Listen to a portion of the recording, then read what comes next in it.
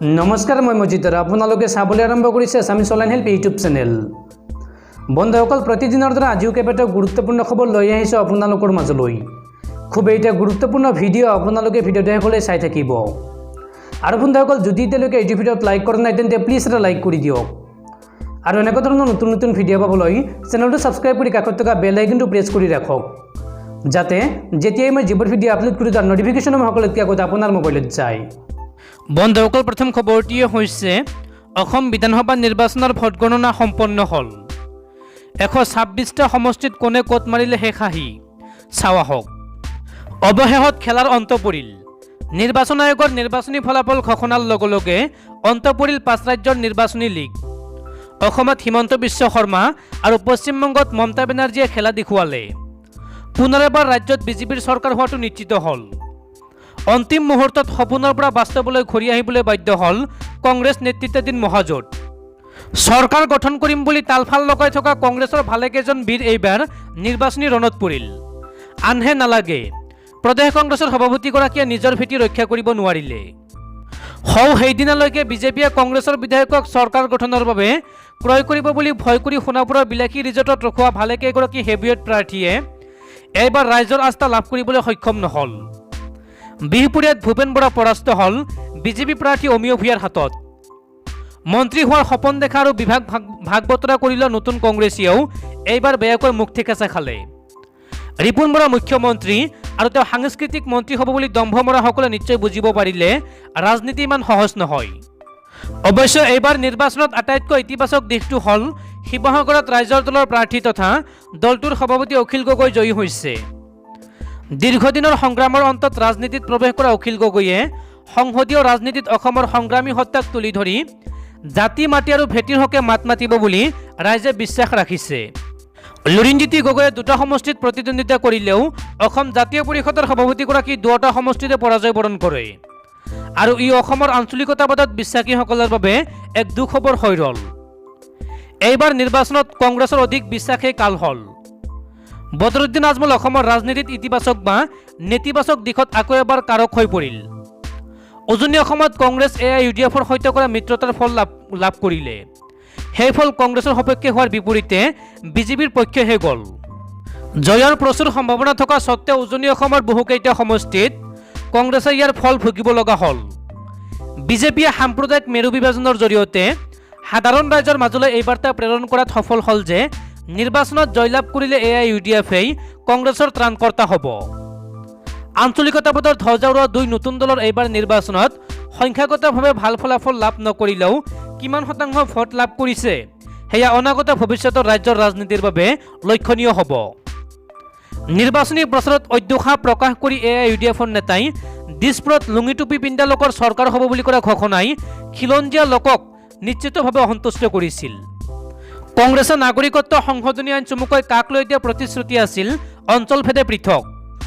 দলটোৰ 5টা গেৰাণ্টিৰ ভিতৰত ব্ৰহ্মপুত্ৰ উপত্যকাত দিয়া গেৰাণ্টিসমূহৰ ভিতৰত সন্নিৱিষ্ট আছিল নাগৰিকত্ব সংশোধনী আইন চমুকৈ কা বাতিল কৰা গেৰাণ্টি। বৰাক উপত্যকা উজ্জ্বল হৈ ৰৈছিল এই গেৰাণ্টি। তেনে চতুৰ ৰণকৌশলেও দলটোৰ প্ৰতি ভোটাৰক আকৰ্ষিত কৰিব নোৱাৰিলে। শেষ ফলাফল পোহৰলৈ আহিল। পুনৰবাৰ কংগ্ৰেছে পৰাজয় স্বীকাৰ কৰিব লগা হ'ল। ইয়াৰ বিপৰীতে কংগ্ৰেছৰ অক্সিজেনেৰে AIUDFে পূৰ্বতকৈ তেওঁলোকৰ আসনৰ সংখ্যা বৃদ্ধি কৰিলে। এইবাৰ নিৰ্বাচনত আনুষ্ঠানিকভাৱে এই মুহূৰ্তলৈকে নিৰ্বাচন আয়োগে ফলাফল ঘোষণা নকৰিলেও কোন সমষ্টিত কোন প্ৰাৰ্থীয়ে জয়লাভ কৰিছে সেই ফলাফল ইতিমধ্যে আহি পৰিছে। কোন সমষ্টিত কোনে জয়লাভ কৰিছে চাওক। ৰাতাবাৰীত জয়লাভ কৰিছে বিজেপিৰ প্ৰাৰ্থী বিজয় মালাকাৰ। পাথাৰকান্দি সমষ্টিত জয়লাভ কৰিছে কংগ্ৰেছৰ প্ৰাৰ্থী শচীন চাহু।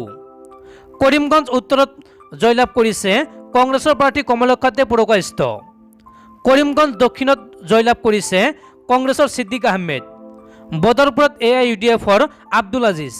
হাইলাকান্দিত AIUDFৰ জাকিৰ হুছেইন লস্কৰ। কাটলিচাৰা সমষ্টিত AIUDFৰ সুজামুদ্দিন লস্কৰ। আলকাপুৰ সমষ্টিত AIUDFৰ নিজামুদ্দিন চৌধুৰী। শিলচৰ সমষ্টিত বিজেপিৰ প্ৰাৰ্থী দীপায়ন চক্ৰৱৰ্তী। সদায় সমষ্টিত AIUDFৰ কৰিমুদ্দিন বৰভূঞা। ধলাই সমষ্টিত বিজেপিৰ প্ৰাৰ্থী পৰিমল শুক্লবৈধ্য। উদাৰবন্দ সমষ্টিত বিজেপিৰ প্ৰাৰ্থী মিহিৰ কান্তি চুম। লক্ষীপুৰ সমষ্টিত বিজেপি প্ৰাৰ্থী কৌশিক ৰায়, বৰখলা সমষ্টিত কংগ্ৰেছৰ প্ৰাৰ্থী মিছবাহুল ইছলাম লস্কৰ। কাটিগড়া সমষ্টিত কংগ্ৰেছৰ প্ৰাৰ্থী খলিলুদ্দিন বৰভূঞা। হাফলং সমষ্টিত বিজেপিৰ প্ৰাৰ্থী নন্দিতা গাৰলছা। বোকাজান সমষ্টিত বিজেপিৰ নমল মমিন। হাওৰাঘাট সমষ্টিত বিজেপিৰ দৰসিং ৰংহাং। ডিফু সমষ্টিত বিজেপিৰ বিদ্যা সিং ইংলেং। বৈঠালংছ সমষ্টিত বিজেপিৰ ৰূপসিং তেৰণ। মানকাছাৰ সমষ্টিত AIUDFৰ আমিনুল ইছলাম। দক্ষিণ চালমাৰা সমষ্টিত কংগ্ৰেছৰ ৱাজেদ আলী চৌধুৰী। ধুবুৰী সমষ্টিত AIUDFৰ নজৰুল হক। গৌৰীপুৰ সমষ্টিত AIUDFৰ মিজানুৰ ৰহমান। গোলকগঞ্জ সমষ্টিত কংগ্ৰেছৰ আব্দুছ সোবাহান আলী চৰকাৰ। বিলাসীপাৰা সমষ্টি পশ্চিমত AIUDFৰ হাফিজ বছিৰ কাছিমি। বিলাসীপাৰা পূবত AIUDFৰ শামছুল হুদা। গোহাইগাঁৱত BPFৰ মাজেন্দ্ৰ নাৰ্জাৰী।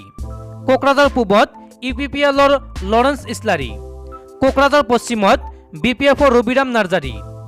চিডলিত UPPLৰ জয়ন্ত বসুমতাৰী। বঙাইগাঁৱত অগপৰ ফণীভূষণ চৌধুৰী। বিজনী সমষ্টিত বিজেপিৰ অজয় কুমাৰ ৰয়। অভয়াপুৰী উত্তৰত কংগ্ৰেছৰ আব্দুল বাতেন খণ্ডকাৰ। অভয়াপুৰী দক্ষিণত কংগ্ৰেছৰ প্ৰদীপ চৰকাৰ। দুধনৈ কংগ্ৰেছৰ যাদৱ স্বৰ্গীয়াৰী। গোৱালপাৰা পূবত কংগ্ৰেছৰ আব্দুল কালাম ৰছিদ আলম। গোৱালপাৰা পশ্চিমত কংগ্ৰেছৰ আব্দুল ৰছিদ মণ্ডল। জলেশ্বৰত কংগ্ৰেছৰ আফতাবুদ্দিন মোল্লা। সৰভগত CPIMৰ মনোৰঞ্জন তালুকদাৰ। ভৱানীপুৰত AIUDFৰ ফণী তালুকদাৰ। পাটাছাৰকুছিত বিজেপিৰ ৰঞ্জিত দাস। বৰপেটাত কংগ্ৰেছৰ আব্দুৰ ৰহিম আহমেদ। জনিয়াত AIUDFৰ হাফিজ ৰফিকুল ইছলাম। বাগবৰত কংগ্ৰেছৰ শ্বেৰমান আলী। সৰুক্ষেত্ৰীত কংগ্ৰেছৰ জাকিৰ হুছেইন চিকদাৰ। চেঙা সমষ্টিত AIUDFৰ আছৰাফুল হুছেইন। বকত কংগ্ৰেছৰ নন্দিতা দাস। ছয়গাঁৱত কংগ্ৰেছৰ ৰেকিবুদ্দিন আহমেদ। পলাশবাৰীত বিজেপিৰ হেমাংগৰ ঠাকুৰীয়া। জালুকবাৰীত বিজেপিৰ হিমন্ত বিশ্ব শৰ্মা। দিছপুৰত বিজেপিৰ অতুল বৰা। গুৱাহাটী পূবত বিজেপিৰ সিদ্ধাৰ্থ ভট্টাচাৰ্য। গুৱাহাটী পশ্চিমত অগপৰ ৰমেন্দ্ৰ নাৰায়ণ কলিতা।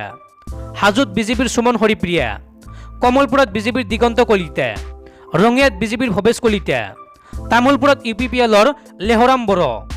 নলবাৰীত বিজেপিৰ জয়ন্ত মল্ল বৰুৱা। বৰক্ষেত্ৰীত কংগ্ৰেছৰ দিগন্ত বৰ্মন। ধৰ্মপুৰত বিজেপিৰ চন্দ্ৰমোহন পাটোৱাৰী। বৰমাত UPPLৰ ভূপেন বড়ো। চাপাগুৰিত UPPLৰ ইউজি ব্ৰহ্ম। পানেৰীত বিজেপিৰ বিশ্বজিৎ দৈমাৰী। কলাইগাঁৱত BPFৰ দুৰ্গা দাস বড়ো। চিপাঝাৰত বিজেপিৰ পৰমানন্দ ৰাজবংশী। মঙলদৈত কংগ্ৰেছৰ বসন্ত দাস। দলগাঁৱত AIUDFৰ মজিবুৰ ৰহমান। ওদালগুৰিত UPPLৰ গোবিন্দ বসুমতাৰী। মাজবাটত BPFৰ চৰণ বড়ো। ঢেকিয়াজুলিত বিজেপিৰ অশোক সিংঘাল। বৰচলাত বিজেপিৰ গণেশ লিম্বু। তেজপুৰত অগপৰ পৃথ্বীৰাজ সাহা। ৰঙাপাৰাত বিজেপিৰ কৃষ্ণকমল তাঁতী। চতিয়াত বিজেপিৰ পদ্ম হাজৰিকা।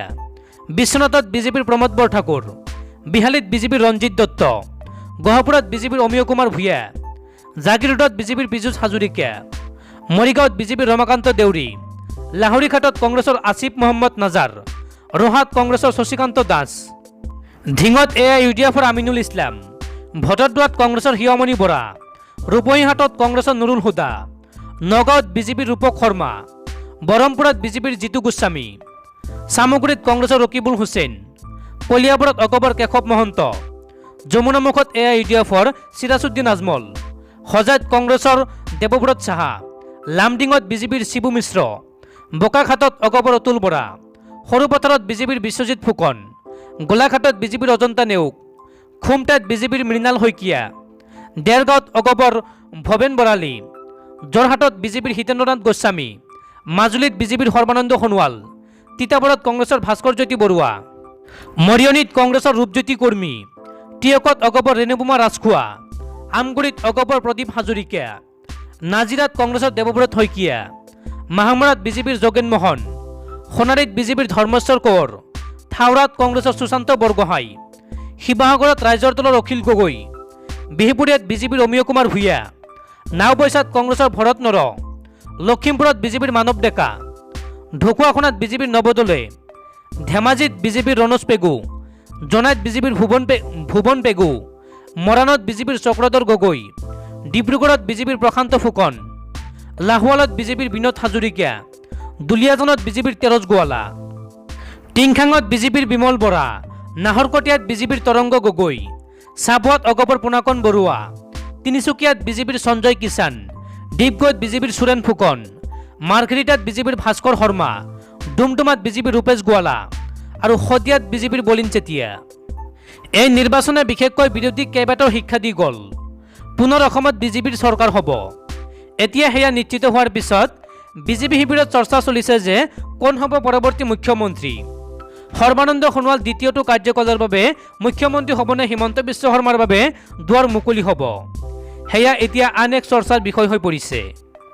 বন্ধুসকল, তাৰ পিছৰ খবৰটিয়ে হৈছে অসমত পুনৰ দ্ৰুতগতিত বৃদ্ধি পাই আছে কৰোনা ভাইৰাছত আক্ৰান্ত হোৱা আৰু মৃত্যু হোৱা লোকৰ সংখ্যা। অসমত বিগত 24 ঘণ্টাত নতুনকৈ 2385 জন লোক আক্ৰান্ত হৈছে মহামাৰী কোভিড-19ত।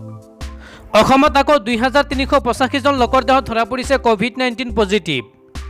ইয়াৰে 1099 জন কামৰূপ মেট্ৰৰ, 181 জন তিনিচুকীয়াৰ, 148 জন ডিব্ৰুগড়ৰ আৰু 90 জন লোক নগাঁৱৰ। ৰাজ্যত এতিয়ালৈকে ভাইৰাছত আক্ৰান্ত হোৱা মুঠ লোকৰ সংখ্যা 2,58,961 জনলৈ বৃদ্ধি পাইছে। ইফালে দেওবাৰে সুস্থ হৈছে 2031 জন লোক। এতিয়া অসমত কৰোনাত আক্ৰান্ত হৈ চিকিৎসাধীন হৈ আছে 24,551 জন ৰোগী। আনহাতে দেওবাৰে ৰাজ্যত কৰোনাত আক্ৰান্ত হৈ 30 জনকৈ লোকৰ মৃত্যু হৈছে।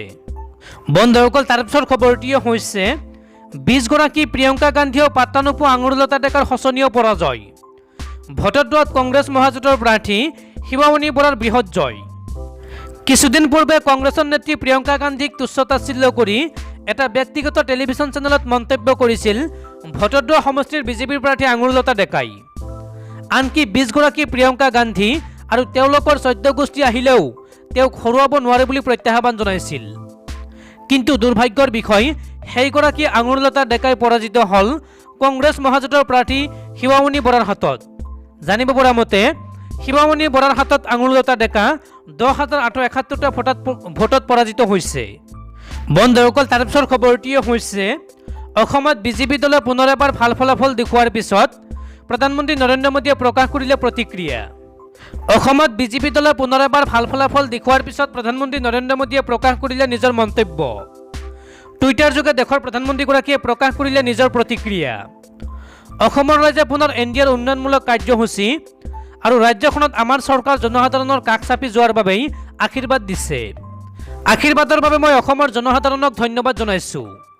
মই NDA কৰ্মকৰ্তাসকলৰ কঠোৰ পৰিশ্ৰম আৰু জনসাধাৰণৰ সেৱাত তেওঁলোকৰ অক্লান্ত প্ৰচেষ্টাৰ শলাগ লৈছোঁ, এইদৰে মন্তব্য কৰে দেশৰ প্ৰধানমন্ত্ৰীগৰাকীয়ে।